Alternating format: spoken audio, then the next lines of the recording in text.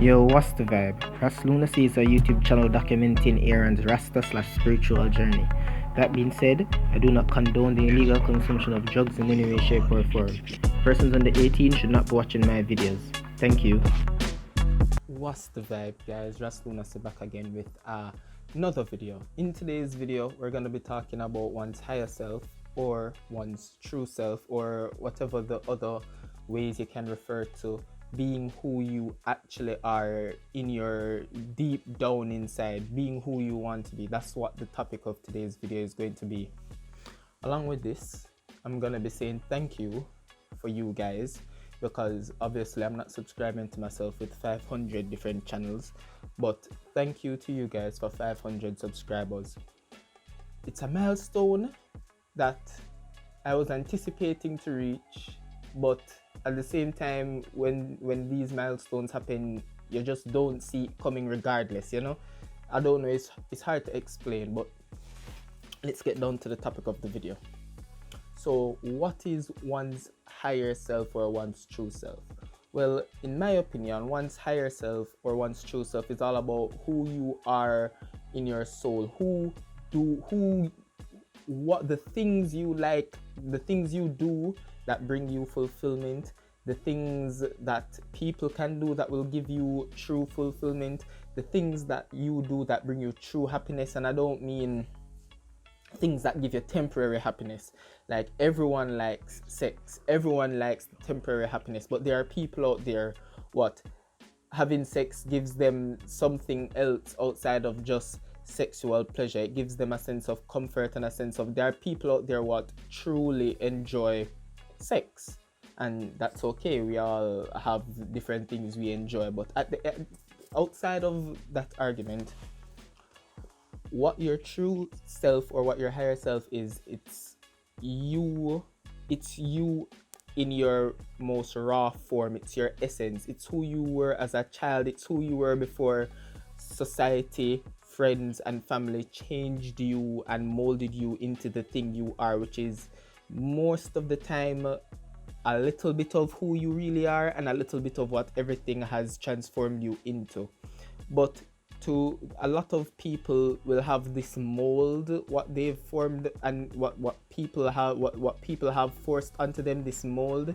It sometimes overshadows who they really want to be, and what that can do is cause great it can cause great sadness, because you're not understanding why you're not truly happy, and you can forget about the person you actually are on the inside. You can become depressed. There are a lot of things that can happen by you allowing this fake persona that you've allowed society, social media, friends and family, what you've allowed them to view you as, what you've allowed them, what you've pretended to be for so long. Sometimes you can forget about who you actually are, and then you wonder why you're so unhappy in life, why you're depressed, why do you feel lonely, why do you feel sad all the time, why is your vibration simply just at a low level?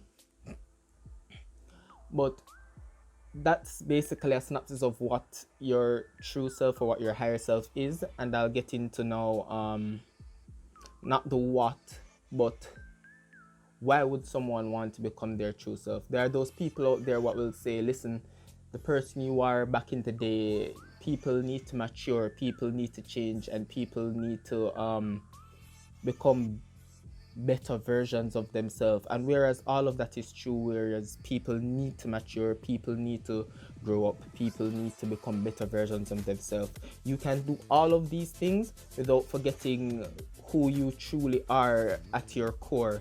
You can do all of those things without completely building up a fake persona or fake image of yourself, which is surprisingly easy nowadays with social media, and it's so easy for someone to be something they're not in this time and age. And these people who build up this persona over social media, it's one thing, but when you build up this persona in real life, it becomes a situation where you honestly don't know who you are, who your real identity is. You go into conversations and people ask you, what do you like to do? And you tell them things that everyone already knows about you, and you don't really know exactly what are your niches, what are your niche things that you like. These things are easily forgotten once you become this fake persona of yourself, as I keep calling it. So stop beating around the bushes. How do you become in touch with your higher self or your true self? The main important thing, if you're not sure if you know your true self, and a lot of people are watching this video and already know that they are who they want to be, and I'll use myself as an example. For most of the years of my life, I've worn my heart on my sleeve, and because of that, I've since I was a young kid growing up in primary school, even in high school, I was ridiculed for a lot of the things I liked doing, a lot of the things that I enjoyed doing. A lot of people would have called me crazy for a lot of the things that I would enjoy doing, a lot of the things that I like doing. But because I wore my heart on my sleeve, I've been ridiculed for so long, it became easier and easier as I grew up to just be true to myself and understand that people will ridicule you for anything in the end anyways. And I've had a very strong, small group of friends that have accepted me for who I am and who I'd like to be. So because of that, I've really been fortunate to be mostly my true self for a long period of my life. And I say mostly because there are parts of me that I had forgotten along the way, or rather tried to cast away along the way for the sake of society and friends or family or whatever the case may be.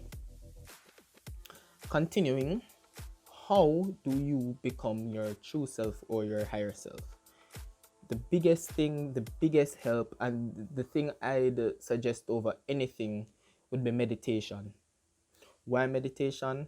Well, meditation, it's all about, if you're an anime fan, if you're watching Naruto, I know you would have seen right before the pain arc, Naruto had to master Sage Mode, and to master Sage Mode, he had to master completely being completely still. It was all about literally just staying still and connecting with nature, and by doing that, he could collect nature energy. Well, in reality, sitting down and being still creates boredom, and boredom allows your mind to run free, run wildly, do what it wants to do, and you kind of start understanding the things that are going around in your brain. You kind of start understanding yourself more, and you can kind of start coming to realizations about who you actually are and who you want to be and what you actually want to do. And it's not as simple as sitting down today for an hour doing nothing and just breathing in and out. It's meditation is something you've got to be consistent with, almost like exercise. You got to do a 10 minutes every day, a 5 minutes every day, a 15 minutes every day. You've got to actually be quite consistent with your meditation, and you'll realize that your thoughts become slowly more peaceful and calm as you keep meditating. So the first few days of meditation, your mind might be going wild trying to figure out everything that's going on, but as the days goes by, you would have started to figure out a lot of these things. And as the days goes by, it's just more peace and tranquility in your mind. And what that will allow, and because you now start to understand what you want to do, where you want to be, and those things, and you're at peace with your own mind, you become so much more patient. You'll become so much more patient. You'll be so much more in tune with who you want to be. You won't care as much what other people have to say about you, because you already are at peace with yourself. And this just allows for people to have an easier access to what I like to call true happiness. Whereas there is temporary happiness, and then there is true happiness, where you're just happy within yourself, where you are in your life and in the present moment, and you're just not just happy in the present moment, but you're just happy generally about most things. If you understand what I'm trying to say, you're not just happy because someone cracked a joke. You're just generally happy. You wake up happy, you go to bed happy. Your days, you just feel you have high spirits throughout the days, and that's how I feel for most days. I'm not gonna cap. For most of my days, and it's not everyone has down days, it's not to get it twisted, every single person has down days, but most of my days I wake up in good mood and wake up, and my days, because I can wake up in a good mood, my day is just generally good for the rest of the day. Now I'm going to touch on weed and what weed has to do with your true self. Cannabis. Well, weed can, when you smoke marijuana properly, and if you want to know how to smoke marijuana properly, I have a video on my channel for that. And if you want to know how to roll, I have three videos on my channel on how to do that. I also have a video on how to do bong hits and all kinds of different stuff. So you can subscribe to my channel. This whole channel documents my Rastafarian / spiritual journey, as you would have heard in the intro.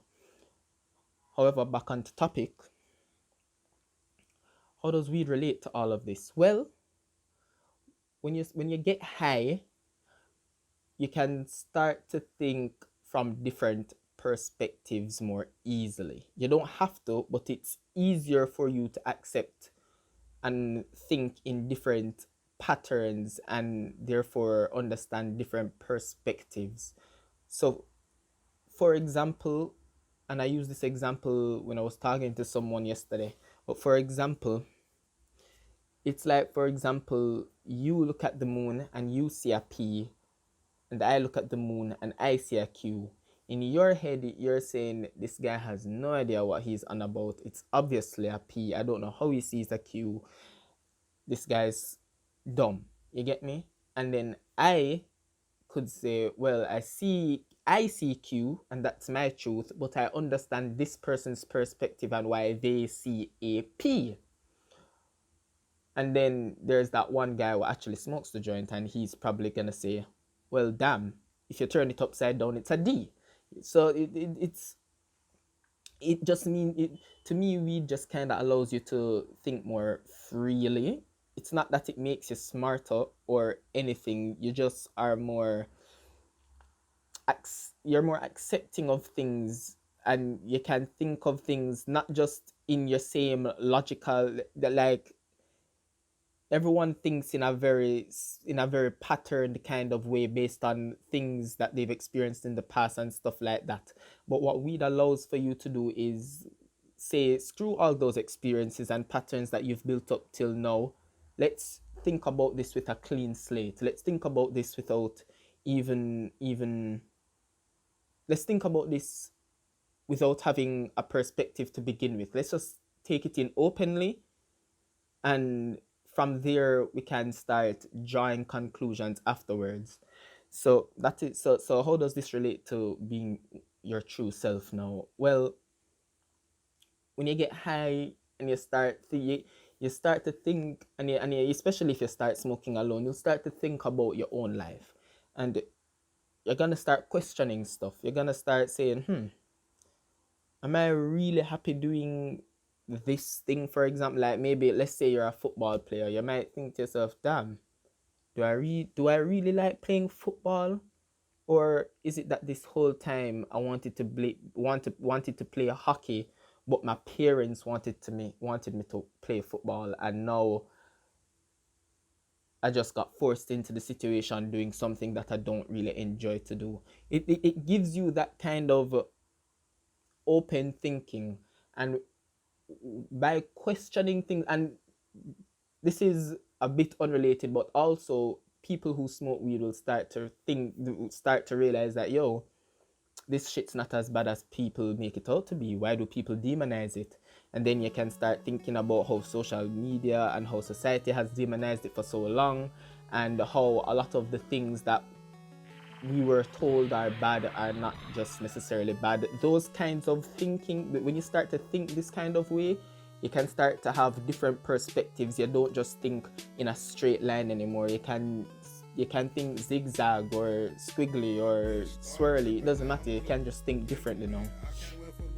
And by you realizing all of these things, you can come to a realization sometimes that, yo, you want to be doing something else. Now, weed is not going to tell you what that next thing else is. And this is where meditation becomes extremely important. Weed will only allow you to understand if you actually enjoy doing something, or if you've only been doing it because it's been something you were told to do, or something you feel like you have to do. That's as best as I can explain how weed relates to one's true self. But yeah, that's the topic for today. Once again, thanks for 500 subscribers. If you know anything about YouTube, you know I need another 500 to be monetized, and you don't have to really worry about watch hours. As I said, my how to smoke video gets a lot of views, and therefore I'm almost done with my watch hours. It's just for subscribers, and I think it's like 98% of my viewers do not subscribe to my channel. So if you're watching this video and you're not subscribed, support the young Rasta, support the Ras, support RasLunacy in his growth, and subscribe to the channel and like the video if you like the video. That's RasLunacy signing off. You can't help but honor that. Jam man, make a man, more games than the Sega man. Jam man, make a man, more games than the Sega man. I am the great Saiyan man. You gotta stop playing, man. This game can be different.